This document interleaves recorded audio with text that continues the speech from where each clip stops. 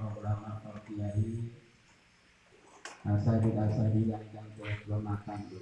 Ini Pak Yai Arif namanya, yang gantang, Saya biasa ahli fikih dan pakai Jawa, tidak pernah bahasa Indonesia.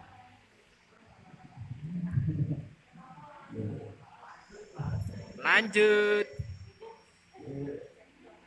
Dengan seketika saya mengutarakan dengan bahasa Jawa karena sudah terbiasa. Iya, nggak apa-apa. Campur aduk ya. Kepada yang kami hormati Bapak Kepala Sekolah SMA Negeri 8, kepada perangkatnya, wakil kepala, Bapak Ibu, semoga yang dirahmati Allah SWT. Orang masih amin toh. Amin. 2 kali dipaksa saja. Itu santrinya sopo ini. Ya, santri itu wajib. Iya. Mau ditulungi kelurahan ini. Bapak Ibu, semoga yang dirahmati Allah. Pisan. Pisan. Amin. Pisan. Harus amin. Tapi kemudian saya bicara yang baik jangan amin terus. Tidak mungkin saya bicara tidak baik. Iya. Jadi hanya doa yang kita aminkan. Alhamdulillah, kalau majelis beliau saya tahu rutinitas panjenengan makarya model SMA 8 itu kita safar manfaat. Ini karena seharusnya awal itu biasanya Bapak Kepala Sekolah. Jadi kalau saya mengawali berarti saya bukan kepala sekolah.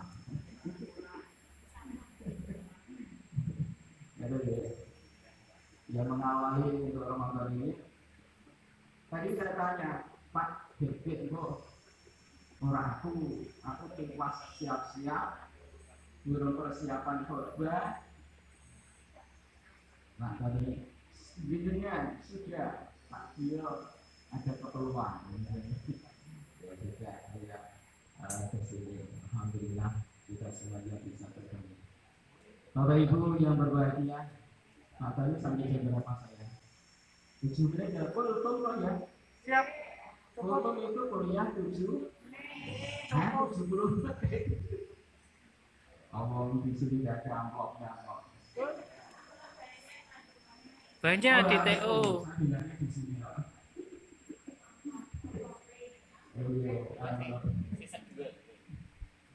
Nanti kita sharing lah. Nanti kita sharing. Ini Ustadz kunci. Saya agak grogi karena samping saya itu lebih tinggi daripada saya kok. Iya. Nah iya.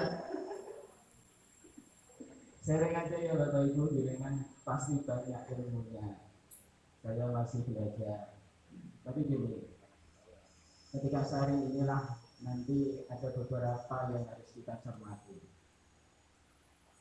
Termasuk hal-hal yang berbau puasa. Bapak Ibu kami mulia, sering kita mendengar dalil tentang puasa. Kasus mendua. A'udzubillahi minasyaitonir rajim. Ya ayyuhalladzina amanu kutiba alaikumus syiyamu kama kutiba alal ladzina min qablikum la'allakum tattaqun. Kayaknya kalau setiap pembicaraan hal momen tertentu harus ada ayat seperti ini, utamanya puasa. Tetapi banyak orang yang hafal ayat ini, tidak banyak yang memahami sampai ke dalam-dalamnya. Hanya dipahami bahwa puasa itu perintah. Sudah itu aja. Tidak bagaimana la'allakum tattaqun itu kemudian dijabarkan. Ini yang perlu kita pahami. Mohon maaf, usia-usia yang seperti kita ini seharusnya sudah meningkat. harus ada peningkatan. Memang saya mendengar banyak orang yang mengatakan begini, di agama apakah ada yang namanya graduate? Apa itu graduate? Wisuda. Oh, ada tingkatan. Ada yang tidak percaya. Tapi kalau menurut saya itu pasti ada. Di setiap momen apapun pasti ada tingkatannya. Ini yang banyak yang tidak diketahui atau bahkan tidak percaya dengan ini. Misalnya begini, di agama kita itu ada yang namanya tingkatannya syariat. Yang kedua, tariqah. Yang ketiga, apa? Hakikat. Dan yang keempat, ma'rifat.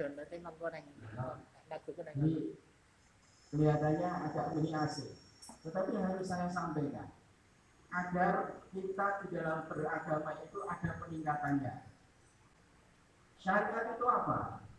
Syariat yang kita alami, yang kita jalankan ini seperti ini. Kita diperintah puasa, ya sudah puasa. Kita diperintah sholat, ya sholat. Syariat itu hanya untuk ritual saja. Pembiasaan. Itu namanya syariat. Jadi kalau misalnya kita kemudian sholat, kemudian kelihatan lemas, kelihatannya ogah-ogahan, itu artinya di tingkat syariat. Kenapa? Tingkat syariat itu belum merasakan namanya nikmatnya ibadah. Kenapa kau belum sampai menikmati ibadah itu? Ya karena tingkatannya syariat masih di kulitnya saja. Kita puasa, padahal itu tidak hanya syariat saja, tapi sudah meningkat kepada tariqah. Nah ini yang harus kita cermati. Lakon takut itu tingkatannya itu seharusnya sudah tingkatan tinggi, bukan tingkatan syariat. Nah kita mungkin ini yang belum dibahas.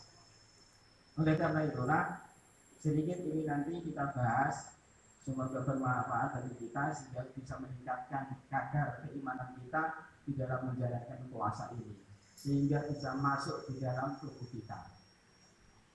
Kita pahamlah, kita itu tercipta oleh Allah 3 bagian. Satu yang namanya jasad, yang kedua itu namanya rohani, yang ketiga itu namanya sukma.